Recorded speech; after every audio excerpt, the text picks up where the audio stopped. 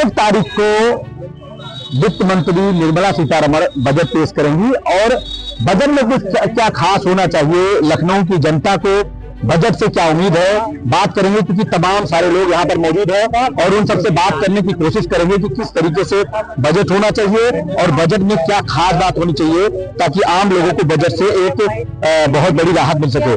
Budget पेश होने वाला है और दिल्ली में चुनाव भी है, तो ऐसे में बजट को क्या देखते हैं, आम जनता की हैसियत से आप किस तरीके से इस बजट को देख रहे हैं? सरकार हर बार कहता है निम्न वर्ग, मध्यम वर्ग और अपर वर्ग सभी को ध्यान रखते हुए बजट लाती रहती है, पर हम सभी मध्यम वर्ग के हैं और हम लोगों को इसलिए बहुत ज्यादा उम्मीदें हैं क्योंकि हर बार मध्यम वर्ग ही ऐसा वर्ग है जो नौकरी पेशे में रहता है और उससे पकड़ के सरकार सारा टैक्स ले लेती है।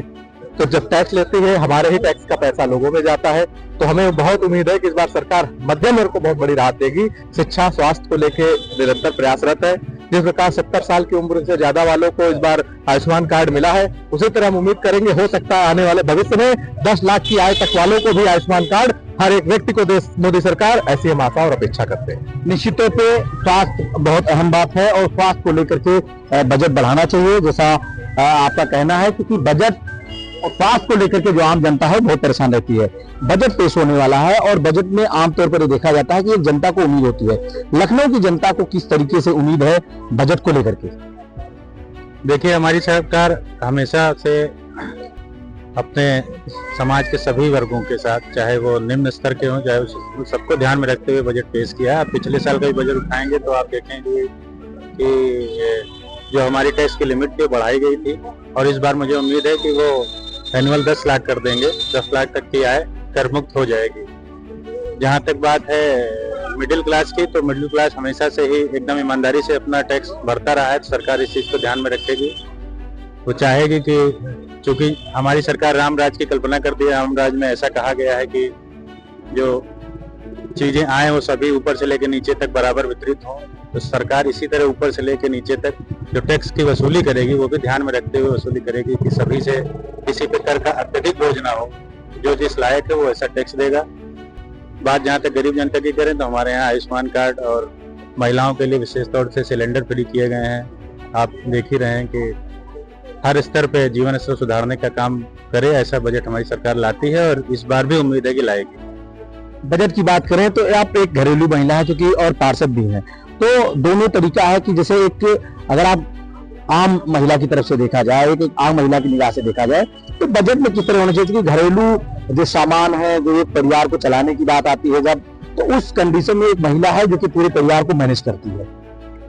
मैं मोदी जी से, हमारे योगी जी से पूरी उम्मीद रखी क्योंकि आज तक उन्होंने जो भी कार्य किया है वो महिलाओं के हित में ही किया है, चाहे वो राजनीति हो चाहे वो ना आ राजनीति हो। उन्होंने महिलाओं को हमेशा अधिकार दिया है, जो भी योजनाएं वो लाए हैं उनको महिलाओं के ही नाम से लाए हैं और उन्हीं के अधिकार में लाए हैं। मुझे उनसे पूरी आशा है कि वो इस बार भी महिलाओं का हक को ध्यान में रखते हुए जो भी बजट पेश करेंगे वो हम लोग के हित में ही रखेंगे। लेकिन घरेलू सामान की अगर बात करें तो लगातार घरेलू सामान की महंगाई बढ़ती जा रही है। महंगाई बढ़ रही है, लेकिन आप पूरा उसका अगर आप 360 डिग्री एंगल से अगर आप देखेंगे तो वो महंगाई नहीं है, उसको कहीं ना कहीं यूटिलाइज किया जा रहा है। हाँ, अतिरिक्त बोझ अगर किया जाएगा तो आपका ये जो 7वां 8वां वेतन अभी लागू हो रहा है वो भी आपका लागू हो जाएगा, तो महंगाई आपको शायद नजर नहीं आएगी। ये हमारे सरकार द्वारा ही लाया जाएगा और ये उनकी नीति है, सोच समझ के ही करते हैं। मेरे उनसे बहुत आशाएं हैं कि वो इस बार भी हम लोग की जरूरतों को देखते हुए बजट पेश करेंगे। अगर महिला सुरक्षा की बात करो तो कैसे देखती हैं आप सुरक्षा व्यवस्था को, क्योंकि सुरक्षा किसी देश के बहुत बड़े बजट की बात है। देश की सुरक्षा के लिए जो बजट होता है और महिलाओं की खासकर सुरक्षा की अगर बात करें तो किस तरीके से आप देख रही हैं जो सरकारें चल रही हैं उसमें महिलाओं की सुरक्षा? मैं आपको ये आशा से क्या विश्वास के साथ कहती हूँ कि महिलाएं इसी सरकार में सुरक्षित हैं, क्योंकि आपने भूतपूर्व सरकारें भी देखी जहाँ महिलाएं बाहर निकलने में भी डरती थी, वहाँ सुविधाएं नहीं थी, पुलिस फैसिलिटी नहीं थी। यहाँ 0 डायल करते हुए महिला वुमेन्स पावर में बात करते ही आपके पास पुलिस सुरक्षा आ जाती है, आपको पूरी तरीके से सुरक्षा प्रदान करती है। तो महिलाएं इस राज्य में तो बिल्कुल भी ये नहीं समझती कि हम 9 बज रहा है घर से बाहर ना निकलें, वो बेधड़क निकलती है, अपने काम पे जाती है और वापस भी आती है सुरक्षित।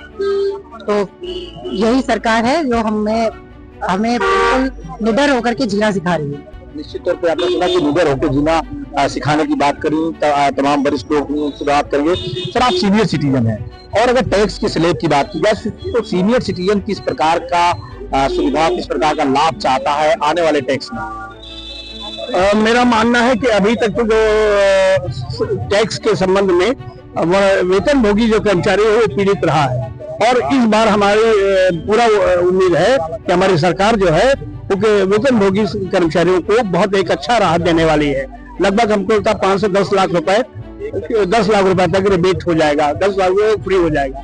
इसके साथ ही मुझे ये भी कहना है कि अब की बार हमारी सरकार जो है महिलाओं को कुछ आर्थिक सहयोग भी देने के लिए विचार कर रही है। उसमें अभी गैस सिलेंडर और तमाम और सुविधाएं तो दे ही रही है, पेंशन में उनको कुछ आर्थिक सहयोग भी देने का विचार कर रही है। बजट पेश होने वाला है, ऐसे में क्या उम्मीद है लखनऊ की जनता को बजट से लेकर के? क्योंकि लगातार जिस तरीके से कहा जा रहा है कि महंगाई बढ़ रही है, लोगों को सुरक्षा व्यवस्था की अगर बात करें, सड़कों की बात करें, बिजनेस की बात करें, तो कैसे देखते हैं आप आने वाले बजट को? देखिए, हमको तो पूरी तरह से उम्मीद है कि किसान हित, गरीब हित, कर्मचारियों का हित को सरकार देगी, और इनकम टैक्स छूट की सीमा भी बढ़ सकती है, और जो किसान सम्मान निधि किसानों को मिल रही है वो भी बढ़ सकती है। महिला हित में सरकार विशेष ध्यान दे रही है, जो भी होगा वो अच्छा ही होगा, ऐसी उम्मीद है। और रह गई महंगाई की बात, तो महंगाई के साथ जो है सरकार सुविधा भी दे रही है। महंगाई इतना आसान नहीं है घटा लेना, लेकिन उसके साथ और सरकार सुविधा दे। रह गई राजधानी की बात, तो राजधानी में जो विकास हो रहा है शायद दिल्ली में भी हो रहा है। नहीं, निश्चित तौर पे यहाँ पर जो है पांडे जी हैं, दुर्गा प्रसाद पांडे जी, बिल्डर एसोसिएशन के अध्यक्ष भी हैं, उनसे बात करेंगे और समाज सेवी भी है। तो सर, अगर आप एज ए बिल्डर की निगाह से देखें तो खासकर बिल्डर को किस प्रकार की समस्याएं आ रही हैं और टैक्स को लेकर के किस तरीके से लाभ जो बिल्डर हैं, जो कंस्ट्रक्शन डिपार्टमेंट में है, उनको किस तरीके से राहत मिलनी चाहिए? क्योंकि तमाम समस्याएं आ रही हैं, चाहे वो अधिकारियों से लेकर के हों और चाहे वो कंस्ट्रक्शन से लेकर, तो किस प्रकार से चाहते हैं जो बिल्डर अपना बिजनेस करते हैं वो किस प्रकार से चाहते हैं? सबसे बड़ी समस्या यह है कि छोटे लघु बिल्डरों के लिए सबसे बड़ी दिक्कत है कि जीएसटी और अन्य करों का इतना बोझ हो गया है कि उसमें जो है बिल्डर काम करने से सब हट रहे हैं और सरकार उनको कुछ इस तरह से रियायत नहीं दे रही है। बिल्डिंग कारोबार में बहुत ऐसे सामान है, बहुत ऐसे मटेरियल है कि जो नॉन जीएसटी के और नॉन बिलिंग का है, तो जिससे कि उसकी इनपुट कोई नहीं ले पाता है और जीएसटी उसको देने से जो है काफी लॉस हो रहा है। तो सरकार को इस पे सोचना चाहिए। दूसरे, सरकार को थोड़ा सा अपने जो बिल्डिंग रूल्स है उसमें काफी संशोधन करके और इसको सही करना चाहिए। और आए दिन ये अवैध का जो मामला चल रहा है और जिस पर जो है सारे लोग परेशान हैं, सरकार को इसका राजस्व भी नहीं मिल रहा है, तो सरकार को इस पे ध्यान देना चाहिए कि जिससे राजस्व सरकार के खाते में जाए और उससे विकास हो। तो इसके लिए सरकार को ध्यान देना चाहिए और उसमें थोड़ा सा नियम कानून को बदल करके, और जैसे अभी कुछ सरकार का चल भी रहा है, माननीय मुख्यमंत्री जी के आदेश से कुछ अभी कम चौड़ी सड़कों पर भी कमर्शियल और ऐसे होटल्स और सारी चीजों का प्लान कुछ करने का प्लान है, वह स्वागत योग्य भी है। तो आज जीएसटी में भी बिल्डरों के प्रति और व्यवसायियों के प्रति देखना होगा, क्योंकि वह बहुत बड़ा बोझ है और जिससे जो है अब कारोबार ठप हो गया है और हर आदमी जो है इससे दूर हटता जा रहा है। बजट आने वाला है, बजट को लेकर आप केंद्रीय बजट 2025 के बारे में व्यापारियों की राय लेने के लिए एनबी चैनल का मैं साधुवाद देता हूं, उनको हार्दिक धन्यवाद देता हूं। और केंद्रीय वित्त मंत्री निर्मला सीतारमण जी से ये अपेक्षा है व्यापारी समाज की कि आने वाला बजट व्यापारी के हित में हो और इनकम टैक्स आयकर की जो सीमा है उसकी छूट को बढ़ाया जाए और इनकम टैक्स के जो कानून है उसका सरलीकरण किया जाए। जीएसटी के बहुत सारे प्रावधान हैं जिसमें कि व्यापारियों को सजा नियत की गई है, उस सजा से छूट हो। चूंकि व्यापारी सरकार के ही मशीनरी के रूप में कार्य करता है, इनडायरेक्ट रूप से वह समाज से, कंज्यूमर से टैक्स वसूलता है और सरकार के खजाने को भरता है। इसलिए मैं केंद्र सरकार से मांग करता हूं कि इस आने वाला बजट व्यापारी के हित में हो। कैसे देखते हैं आप? देखिए, बजट की जहां तक बात रही है, पिछले कुछ सालों के अंदर इन्होंने व्यवसाय के लिए काफी कुछ अच्छा करने की कोशिश की, लेकिन फिर भी जो एक जीएसटी को लेकर के शंका रहती है मन में, तो वो बहुत कंफ्यूजिंग है। होटल व्यवसाय में कोई गेस्ट आते हैं, वो सपोज कर लीजिए आईजीएसटी लग रहा है, सीजीएसटी लग रहा है, एसजीएसटी लग रहा है, वो कंफ्यूज रहते हैं, आईजीएसटी बिल मांगते हैं, जबकि सोर्स ऑफ जो बिलिंग है वो आपका जो है सर्विसेज है। सर्विसेज में आप आईजीएसटी बिल नहीं इशू कर सकते हैं, फिर भी आप वो कहते हैं। तो ये जो कंफ्यूजन है, जो आपके अवेयरनेस है जीएसटी को लेकर के, और इतने स्लैब्स बना दिए हैं होटल इंडस्ट्री में कि बहुत मुश्किल होता है इस जीएसटी के अंतर्गत जो है ऑपरेट करने में। अगर रियायत नहीं मिलेगी, सरकार का सहयोग नहीं मिलेगा, तो कहीं ना कहीं जो कंस्ट्रक्शन डिपार्टमेंट है, जो बिल्डर है, वो एक बहुत बड़ी समस्या में रहेगा। सरकार को राहत देना चाहिए, क्योंकि सबसे ज्यादा टैक्स अगर बात करें तो बिल्डरों का एक अहम भूमिका है टैक्स देने में। बात करेंगे एक युवा व्यक्ति है, अविनाश यादव नाम है इनका, बात करेंगे। अविनाश जी, जिस तरीके से युवाओं के रोजगार को लेकर के बात होती है, क्योंकि अगर हम टैक्स भर रहे हैं तो हमें रोजगार की भी जरूरत है, और तमाम ऐसी चीजें हैं जो खासकर युवा एक देश के विकास में अहम रोल अदा करता है। तो युवाओं को टैक्स को लेकर के किस प्रकार की उम्मीद है? वैसे भी मुझे लगता है कि मोदी जी की सरकार जब से आई है, तब से देश में एक तरीके से ये देखा जाए तो युवा वर्ग को तरह तरह के प्रशिक्षण, नौकरी देने के बजाय युवाओं को आत्मनिर्भर बनाया जा रहा है। उनको स्वरोजगार के लिए अपना रोजगार कर सके, इसके लिए उनको प्रशिक्षण दिया जा रहा है। ऐसे बहुत सी योजनाएं हैं, और चूंकि मैं शिक्षा क्षेत्र से जुड़ा हूं, तो एक मोदी जी से और योगी जी से आने वाले बजट में ये मेरा जरूर आग्रह रहेगा कि शिक्षा क्षेत्र में बहुत सी चीजों के अभी सुधार की आवश्यकता है, जैसे कि विद्यालयों को लेकर के, शैक्षणिक संस्थानों को लेकर के थोड़ा सा उसमें नियमावली में ढील दे, जिससे कि हर व्यक्ति अपने बच्चों को शिक्षा दे सके। जो महंगी शिक्षा पद्धति बढ़ती जा रही है और कागजी कार्रवाइयां बढ़ती जा रही है विद्यालय के अनुरूप, उसके हिसाब से मुझे लगता है कि थोड़ा सा नियमों में ढील देनी चाहिए, और शिक्षा क्षेत्र के लिए अपने बजट में थोड़ा सा बढ़ावा देना चाहिए। शिक्षा, स्वास्थ्य और रोजगार, अगर तीन चीज पर हम फोकस करेंगे तो मुझे लगता है कि अपना देश को आत्मनिर्भर बनने में ज्यादा समय नहीं लगेगा। निश्चित तौर पे आपने सुना कि उनका कहना है कि अगर स्वास्थ्य, शिक्षा और रोजगार पर ध्यान दिया जाएगा, और इसके बजट पे खास तौर पर ध्यान दिया जाएगा, तो कहीं ना कहीं जिस तरीके से जो भारत है उसको आत्मनिर्भर बनने में समय नहीं लगेगा। बजट पेश होने वाला है 1 तारीख को, वित्त मंत्री निर्मला सीतारमण जी पेश करेंगी जी। क्या मांग है आपकी, और किस तरह से बजट चाहते हैं? बजट अगर पास हो रहा है, सबके लिए पास होगा। हम तो किसानों के लिए कहेंगे, किसानों को खाद पे सब्सिडी हो बजट में, किसानों का दवा इलाज हो, किसानों की खेती है उसकी फसल का जो बीमा होता है वो लोगों को मिलता नहीं है, और दुर्घटना हो जाती है फसल बीमा, और जिनका पास खेती नहीं किसानों में, उनके बच्चे की अगर दुर्घटना में मृत्यु हो जाए तो उसको किसान बीमा का लाभ नहीं मिलता। तो किसान के नाम, किसान एक आदमी के नाम जमीन होती है, उसके परिवार किसी भी आदमी की दुर्घटना हो तो किसान बीमा का लाभ मिलना चाहिए। जब जिस परिवार व्यापारी हो तो व्यापारी वाली बात कहे। इस तरीके से किसानों को बीज में, खाद में, ट्रैक्टर जो मिलते हैं किसानों के नाम पे, वो किसानों को नहीं मिलते बल्कि व्यापारियों को मिल जाते हैं, बड़े लोगों को मिल जाते। ट्रैक्टर में सब्सिडी होनी चाहिए। एक आम आदमी मारुति लेने जाता है गाड़ी, तो उसको 8% पर लोन मिलता है, और हम किसान हैं, हमें सब्सिडी भी दिया रही, हमारी आमदनी भी दोगुनी की जा रही, और हमको 14% पे मिलता है। और ट्रैक्टर होता है 5 लाख का, और गारंटी ली जाती है हमसे 10 लाख, और मारुति कार वाले की ऐसे दे दिया जाता है। तो कहाँ किसानों को सब्सिडी है? वहाँ को कौन किसानों के लिए करा? खाली कहा जा रहा है, जिसको देखो वो कहता है कि हम किसान हैं।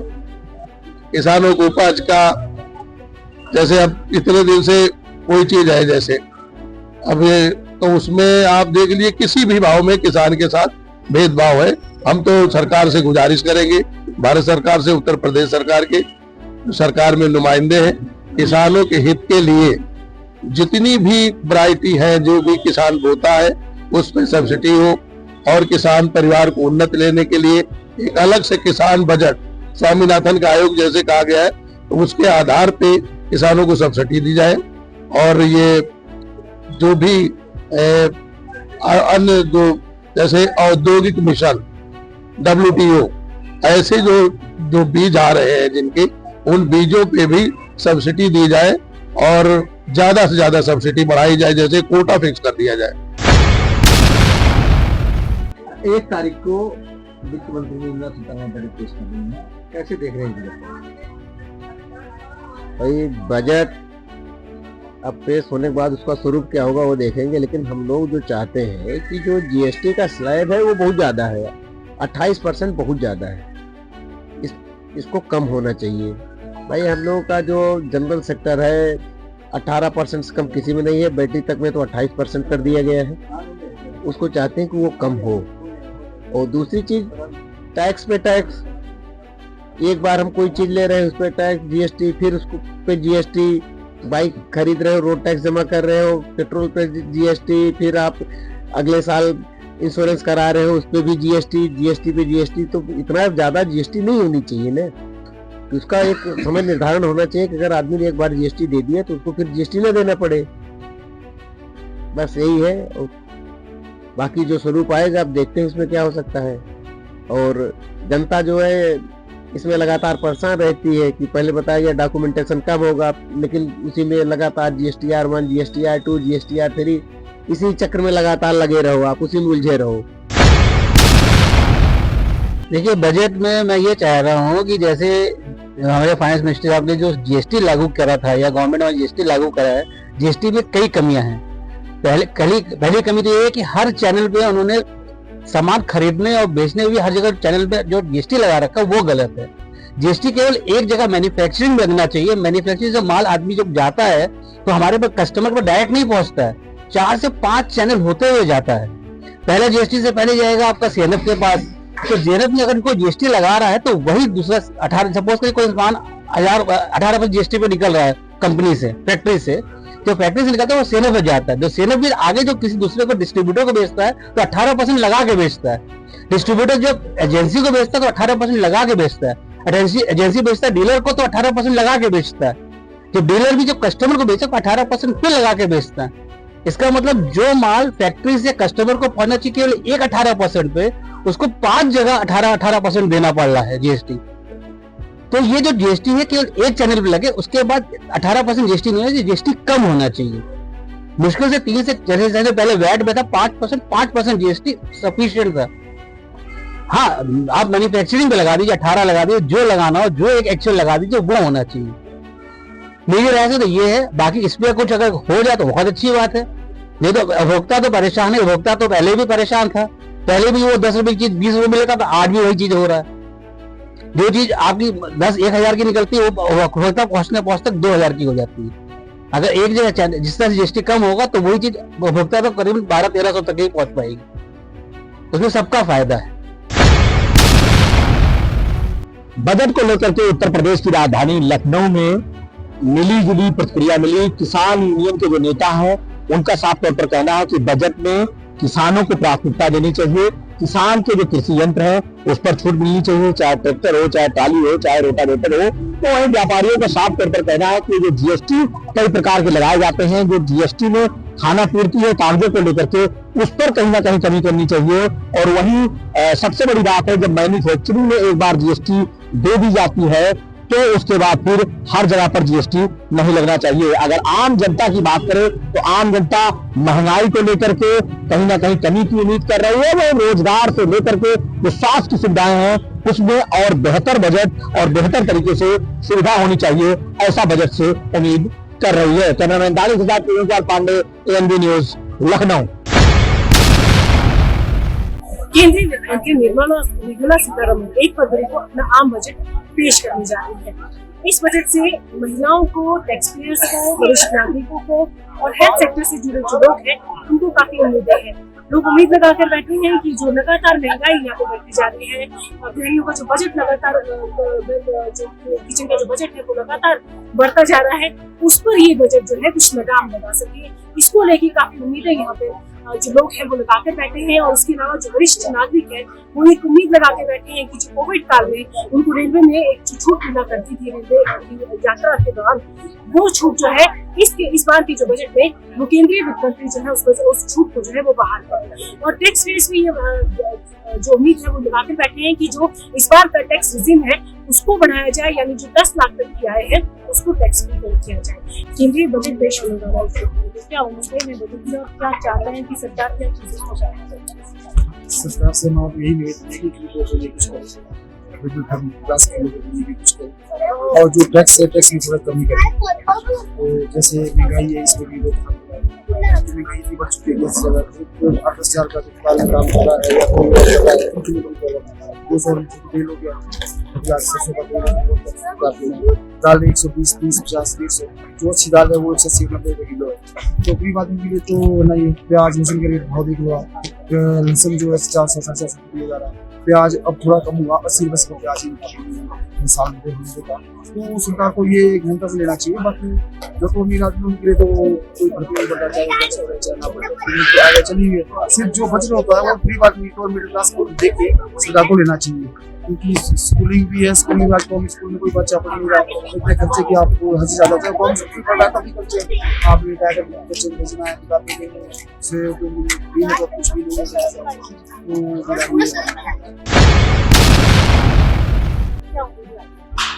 उम्मीदें तो बहुत सारी थी इस बजट से, और मैं ये चाहता हूँ कि हर बार बजट में जो है वो कहीं ना कहीं हमारा जो पर्यटन है तो इसलिए हम ये चाहते हैं कि इस बार पर्यटन के ऊपर भी सरकार को बजट लेके आए, कि जैसे टूरिज्म इंडस्ट्री है इसके ऊपर हम देखते रहते हैं बार किसी भी सरकार का ध्यान जो इंडस्ट्री की तरफ नहीं जाता है। तो आपके माध्यम से मैं सरकार का ध्यान इस तरफ को खींचना चाहता हूँ कि टूरिज्म इंडस्ट्री जो है ये काफी पिछड़ रही है, और इसके लिए भी बजट का जो प्रदान किया जाए, और जो भी बजट लेके आएगी वो हमें उम्मीद करते हैं कि आम नागरिक में हो। केंद्रीय वित्त मंत्री एक महिला है, और महिला होने के साथ साथ वित्त मंत्री हैं, बजट पेश करने वो जा रही हैं 1 फरवरी को। क्या उम्मीद आप एक महिला होने के नाते उनसे लगा? देखिए, आपका स्वागत है यहाँ पे, लेकिन जैसा कि आप हमसे पूछ रहे हैं कि हम क्या उनसे उम्मीद लगा के रखें, तो हम पिछली बार भी हम बड़ी उम्मीदें लगा के बैठे थे, लेकिन हम लोगों को कुछ भी नहीं मिला। तो इस बार हमने उनसे कोई भी अपेक्षा है वो छोड़ दी, क्योंकि हम महिलाओं को जो है अपना घर गृहस्थी भी संभालना होता है, तो हमारा घर का बजट भी अनबैलेंस्ड हो जाता है, क्योंकि हम हर चीज़ जो हमारी ठीक उसमें होनी चाहिए वो होती नहीं है, और हमें हमेशा जो है वो ज़्यादा ही सामना करना पड़ता है। महंगाई है कि वो दिन ब दिन बढ़ती जा रही है, तो हम क्या उनसे अपेक्षा करें, आप बताओ। वो हमारी कोई भी हेल्प नहीं करते, ना बजट में हिमाचल को कुछ भी देते हैं, तो इस बार भी हमने उनसे कोई अपेक्षा नहीं रखी। आपको क्या अगर हम काउंसलर डालें, क्योंकि महिलाएं दोनों तरफ काम करेंगी, बाहर भी अंदर ज़्यादा सोचना पड़ता है, अपनी रसोई में ज़्यादा सोचना पड़ता है। एक महिला होने के नाते आप क्या उम्मीद करते हैं? देखिए, मैं अपने सेंटर से यही उम्मीद करती हूँ कि जैसे वो बाकी राज्यों के साथ उनका बिहेवियर है, तो कांग्रेस सरकार होने का मतलब ये थोड़ा है कि आप हमारे साथ आनाकानी करें या हमें उन चीज़ों से अलग रखें।